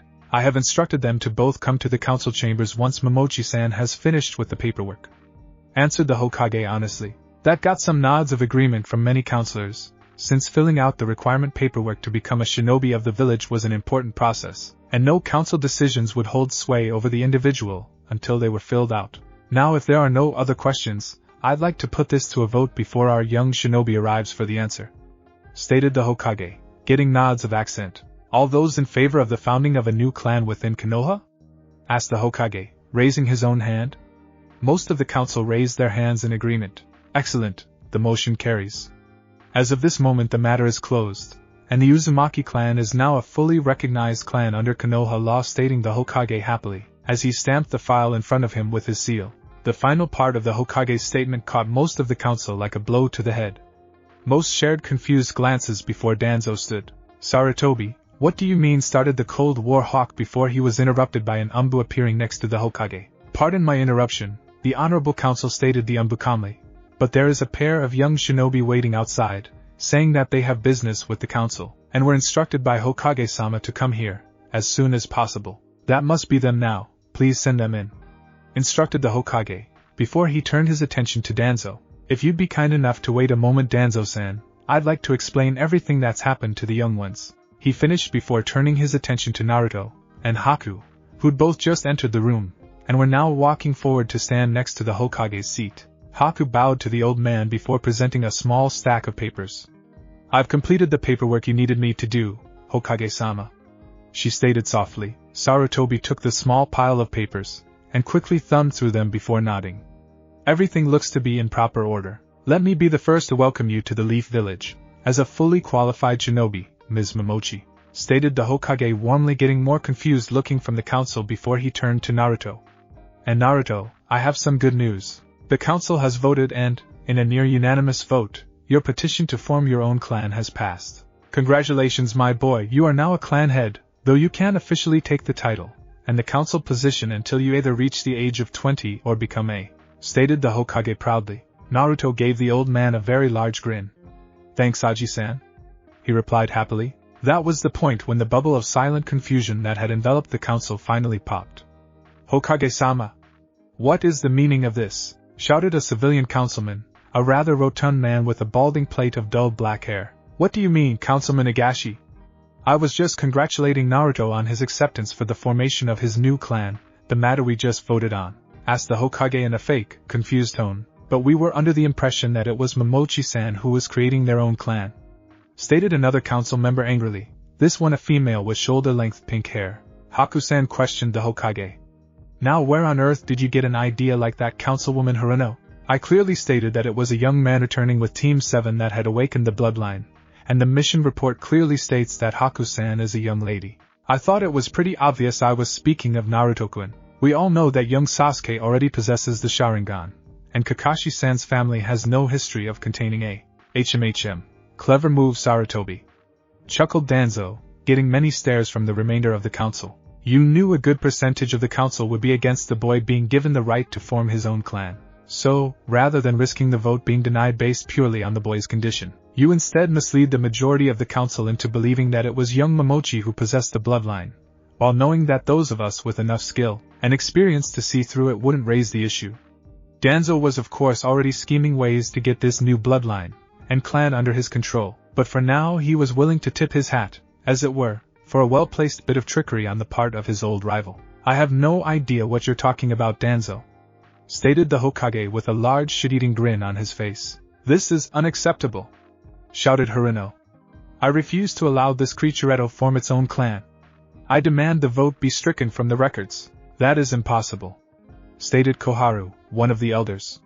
A vote passed by the council can only be stricken from the records with a full 75% majority vote, and the Hokage's approval, unless the Hokage or a councillor violated some law in the commission of the vote, which then only requires a 50% majority vote. Then I called for the majority vote. Igashi the Hokage lied to us about who was starting the clan, and lying to the council on an official matter is a clear violation of Konoha law. Some Inuzuka snorted at that. That's a load of bull. The Hokage never lied to us. He just let the majority jump to the wrong conclusion, the Inuzuka matriarch stated while she occasionally tossed glances at the newly transformed blonde. She, like the majority of the clan heads, never had anything against the blonde, seeing him as just another who'd gotten a bad hand in life. Now the had come back transformed into what could only be classified as a first-class stud, and was radiating enough pheromones that it made the Inuzuka matriarch a little itchy in a way she thought she'd long forgotten. Shame the Gaki's not a few years older, thought the Inuzuka matriarch with a saucy smirk. Oh well. Maybe I've actually found a stud for little Hana-chan to sink her teeth into. What about the creature's so-called bloodline? Shouted a third civilian, this one a near-skeletal man who looked older than the Hokage. I demand proof of its existence. That is acceptable, stated Sarutobi before he looked over to Naruto. Would you mind giving the council a demonstration of your bloodline's abilities, Naruto-kun? I've got no problem with that, agreed the blonde with a shrug. So what do you want to see? Inoichi Yamanaka decided to take the lead for this part. According to the information Hokage-sama has provided, your bloodline consists of 3 separate parts: body, chakra, and eyes. Is that correct? He questioned, getting a nod from the blonde. According to the information, most of the body aspect is impossible to test, since it only reinforces several aspects of your physiology, and the only other parts are impossible to fully test without proper preparation. However, an analysis by one of our medic nin should at least be able to quantify some of it. He started looking for a representative of the medic division. The woman nodded in response, and walked over to Naruto.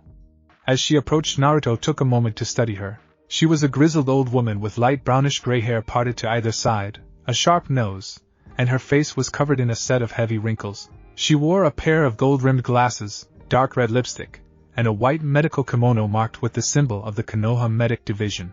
If you would be so kind, Uzumaki-san, please remain still. This may take a few minutes, she stated, as she went through a set of hand seals. Naruto nodded his head in confirmation. The woman finished her seals, and pronounced Iriajitsu, Jintai Bunseki, medical technique, body analysis, stated the medic, as her hands glowed a pale green with energy.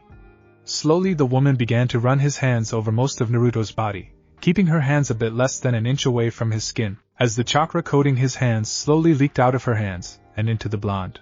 After nearly half an hour, the aged medic returned to her feet from the kneeling position she lowered into to examine Naruto's legs, and looked over the council. After careful analysis, I've noted several unique factors about Uzumaki-san's physiology, stated the medic, calmly adjusting her glasses. His muscles have become, for lack of a better term, denser due to an increase in cellular content and growth within each muscular area. This increased density would definitely account for, and indicate, increased strength and speed. His heart has also increased in size, allowing for increased blood flow, which would also facilitate a boost in his endurance. His chakra network has also expanded, and the vessels seem to be reinforced by unique muscular growth, which could facilitate an increased effectiveness and resistance to damage.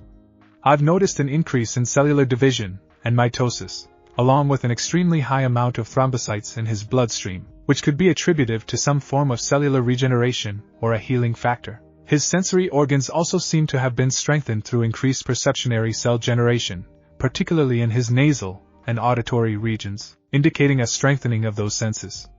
The pain receptors in his nervous system also seem to have mutated slightly, which could indicate a heightened pain tolerance. I've also noticed several new traits, most of them reminiscent of Arctic or subarctic species, which could prove as indicators for his claims of immunity to the effects of cold environments. The most notable being several unique chemicals in his blood that promote thermal increases when a large enough amount is released into his bloodstream, and a thin layer of hyperdense muscle beneath skin which could act as a form of insulation when properly tensed. Both the chemical release and muscle control seem to be connected to the hypothalamus of his brain, which indicates they could activate in order to maintain his body temperature. Finally, I've noted several new muscle groups on his body, particularly on his fingers and toes, which could act as triggers for his claws, she stated in the crisp, practiced decorum of a doctor reading off symptoms to a disease, before she took a slow breath, and continued. While I cannot be sure about the full effects of these changes or whether they are indeed hereditary gifts which could be labeled partial without further testing and analysis, I can say that my preliminary examination does strongly indicate that Uzumaki-san's claims to, at least to the physical aspect of his, are indeed true. It's because of the demon. ITS taking control, screamed Councilwoman Haruno. Before the Hokage or Naruto could respond, it was the medic nin representative who spoke up. That is extremely unlikely, stated the woman in the complete calm of a doctor in his element. Getting a confused look from the council, including the Hokage, And Naruto, she continued, Uzumaki-san's medical records have always been carefully studied by the medic division just in case such an effect would be taking place. There have been no indicators of any physiological changes in his body besides his unusual healing ability, which in and of itself is chakra-based, and outside our realm of expertise. While it is possible that the Kyuubi could affect such changes on its host, it is unlikely that any of these changes could improve the creature's influence on the boy. After several minutes of silence, Inoichi spoke up again. Well, you've heard her. It seems the body part of his bloodline checks out, at least for now, stated the Yamanaka clan head calmly. Indeed, stated the medic calmly before he turned to Naruto. Although I'd like to request that Uzumaki-san come to the hospital in the near future so we can do a more detailed analysis. Hopefully it will help gain some answers on the complete nature of the physiological changes his bloodline has caused, and the exact effects those changes have had on him. I believe that would be Naruto's choice, stated the Hokage. It's fine by me, as long as it's nothing too invasive, agreed the blonde, getting a nod from the medic. We can set an exact date, and any other specifics after this meeting is complete, stated the Hokage calmly. I'd also like to speak with you about a new student entering the medic training program, as well as Furofuki. Of course, Hokage-sama, agreed the woman with a short bow, before she returned to her seat. Moving on, stated Inoichi, once again taking the lead. The file also finally states that your bloodline grants you a unique sub-element. Hayaton, if I'm not mistaken, would you mind demonstrating it, and what are its elemental components? Hi, agreed with Naruto. Hayatoni is formed by combining futon, wind release, and suiton, water release, chakra, stated the blonde calmly, as he formed a quick pair of hand seals before he slammed both palms onto the table, and pronounced Hayaton, Muyo, ice release, hoarfrost. From where the blonde's hands touched the table, a thick blanket of white frost quickly spread to cover the table, along with any cups, files, or any other miscellaneous items left on there. Many of the counselors who had their hands resting on the table quickly brought them off, each hissing in pain at the sudden sting of the cold. The frost continued to spread over the tabletop, moving down the legs only to stop once it touched the floor.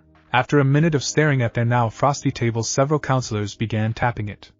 Inoichi quickly tapped the thick layer of frost with the back of his knuckles. I guess that proves that part of the bloodline, he started with a smirk. The Umbu representative studied the layer of frost in front of him, more specifically where his file rested, now coated in a thick layer of frost, and frozen to the table. The man quickly channeled Katon chakra into his hand, and placed it on top of his file in hopes of melting the ice, and drying off his file before it was ruined. To his surprise, the heat of his technique didn't seem to affect the thick coating of frost. Interesting, he stated aloud, getting the attention of the entirety of the council. I just tried to melt the ice with some Katon chakra, but for some reason it's not affected, he clarified. Around the council, several other shinobi with fire elements tried their own luck in melting the frost, with limited to no success. One civilian even brought out a lighter, and held it against the frost, only for the ice to remain completely unaffected. I can explain that, stated Naruto amusedly, as he watched. When the council's attention turned to him, he explained, the ice produced by Hayaton techniques isn't normal ice. It is laced with my own chakra, making it a lot more durable, and difficult to melt. Added to that, since it's composed partially of Sutan chakra, Katon chakra loses a great deal of its potency against it. In order to properly melt my ice, you'd have to overload my chakra with more of your own. With that, many of the attempting shinobi added more of their own chakra to their techniques, eventually getting full success on melting the ice. Once the table was clear and dried, Inoichi returned to the main subject.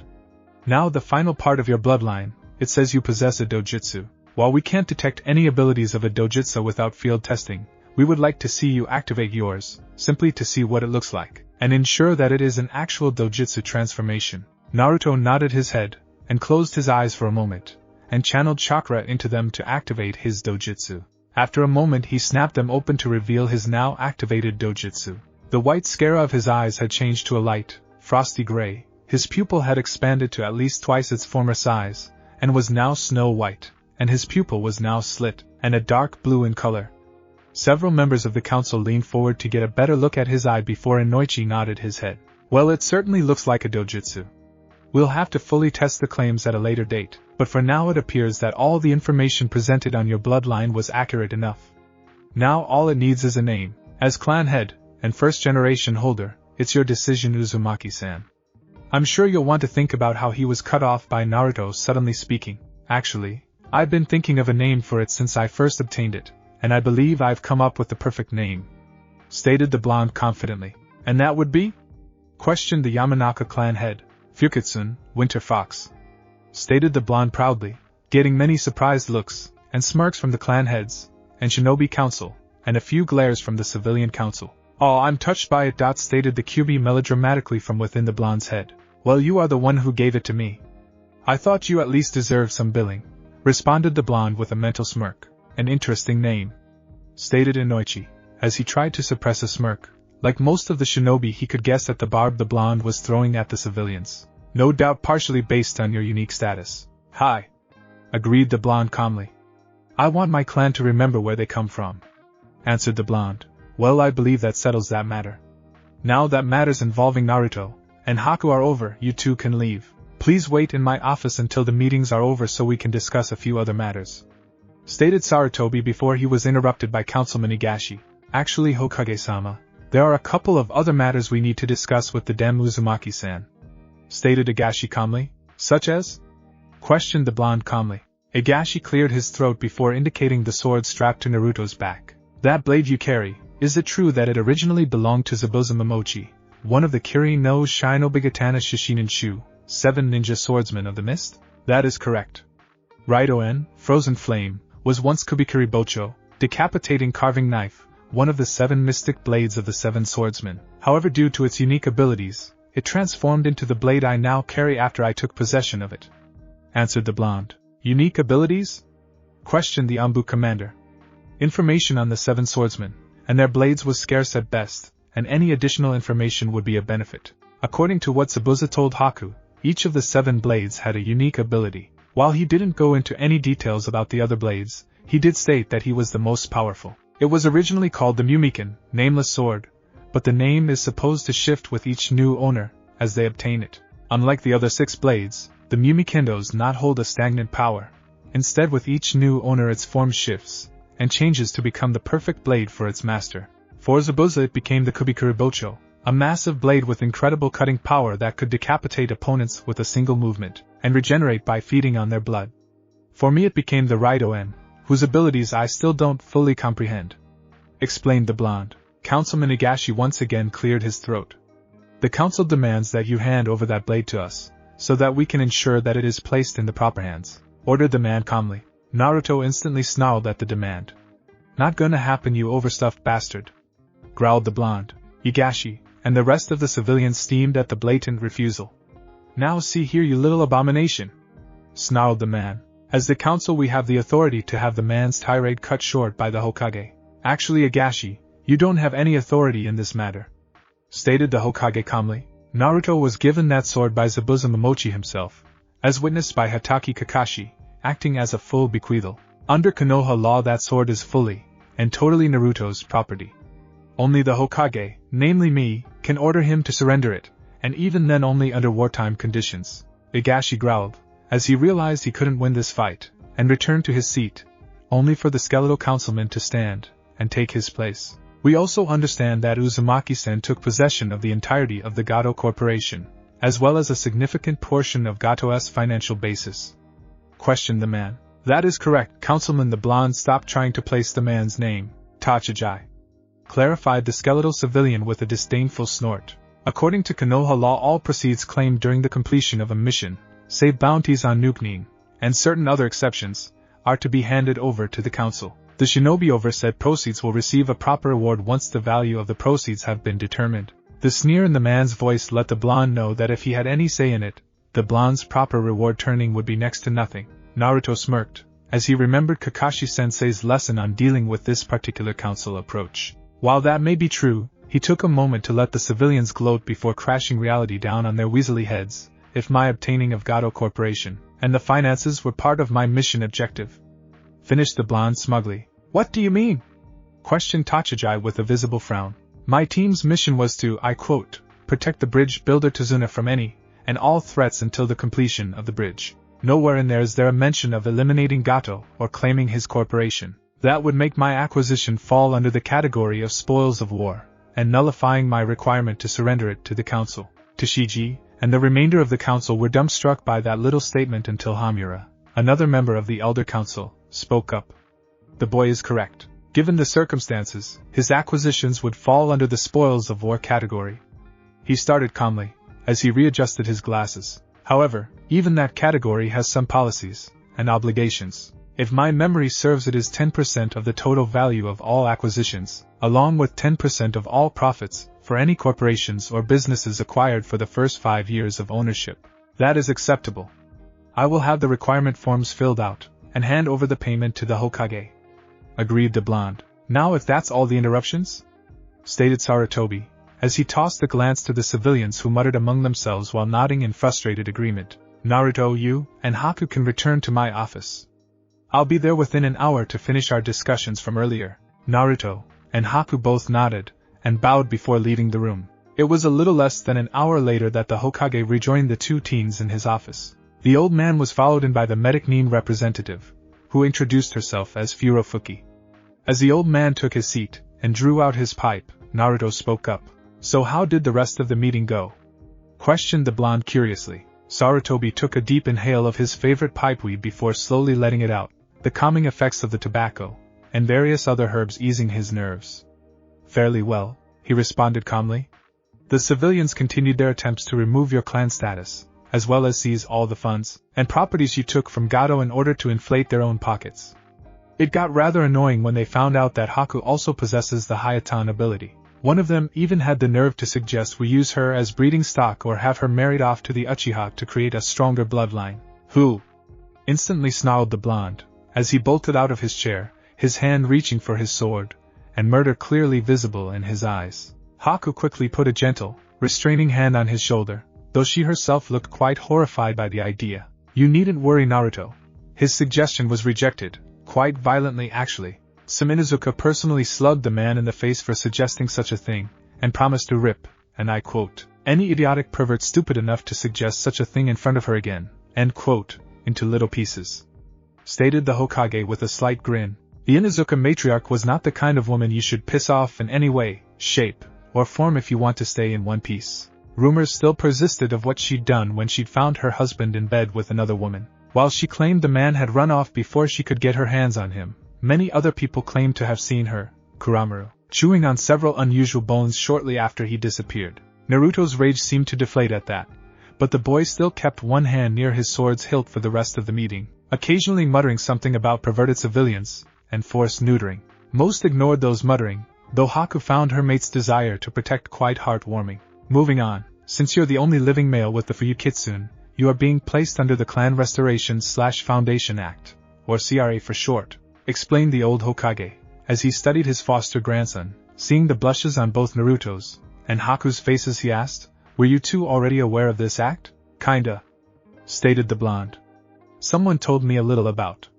It basically means I need to marry multiple women, right?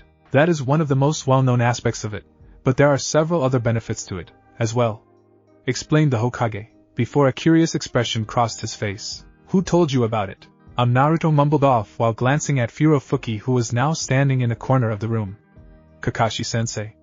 He finally answered while scratching his whisker marks. Sarutobi noted the signal. Since the blonde didn't want a lot of people to know that he could communicate with the fox, Kakashi, Naruto, Haku, and himself agreed that he'd scratch his whisker marks when giving out sources of information in the presence of others to indicate who he truly got the information from. I see, stated the old man. I suppose Kakashi, being who he is, would tease you about that part, wouldn't he? Tease the old man, Ero-sensei, muttered the blonde under his breath. While it is important that the boy learns the exact details about the CRA, it would probably be best to save it for another day, stated Furofuki calmly. Right now I'd like to set up that appointment for the analysis of Uzumaki-san's bloodline. Of course. Tomorrow afternoon will be alright, questioned the blonde, getting a nod from the old woman. That would be fine, I'll have a room set up, and handle the examination myself.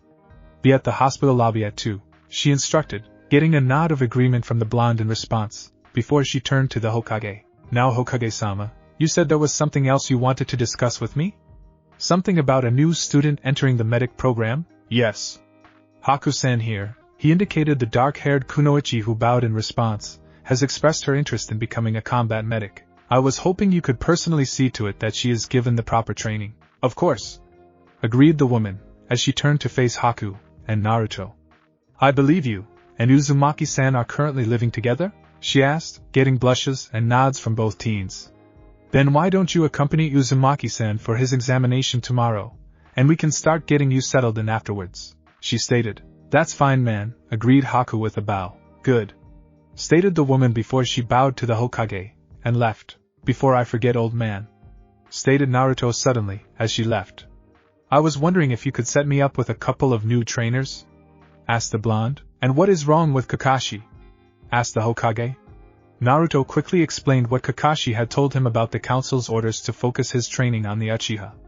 I see, muttered the Hokage, clearly unhappy with what he'd learned. Well, given the circumstances, there's not much I can do about the council's orders to Kakashi, but I'm sure I can help with supplying you with a few new trainers if Kakashi is so heavily indisposed. What were you hoping to learn? Taijutsu, something strong, something designed to break bones and smash faces, and maybe an instructor for both me and Haku. While the Muon Satsujin Jutsu, soundless murder technique, that Zabuza taught Haku has some basic instructions, it's not really a combat style, more of an assassination style, answered the blonde. The Hokage thought for a minute before the perfect instructors came to mind. I think I know the perfect people. He started quickly writing down some quick information on a scrap of paper. Be at the first training ground listed here at 5 a.m. 2 days from now to meet your taijutsu instructor. He and his student are usually there at that time, and I'll send him a message to tell him to expect you. As for the second training ground, be there at 3 in the afternoon, 2 days from now, as well. I know one of our village's specialists has been looking to pass on his art to some aspiring students, and I'm sure he'll be delighted to teach the two of you, he stated calmly. Naruto took the paper and nodded his head. Thanks for the help, Aji-san, stated the blonde with a broad grin. The old Hokage merely waved his hand as the two teens. It's the least I could do, Naruto, he started warmly. Now back to the CRA. In addition to the polygamy clause you mentioned earlier, it also has several other benefits, including the old man continued explaining the finer points of the CRA for the remainder of the afternoon, before the two teens departed for their shared home. The end. Thanks for watching my video, and make sure to check out the author of this fanfic. Link is in the description. See you next time. Till then, sayonara.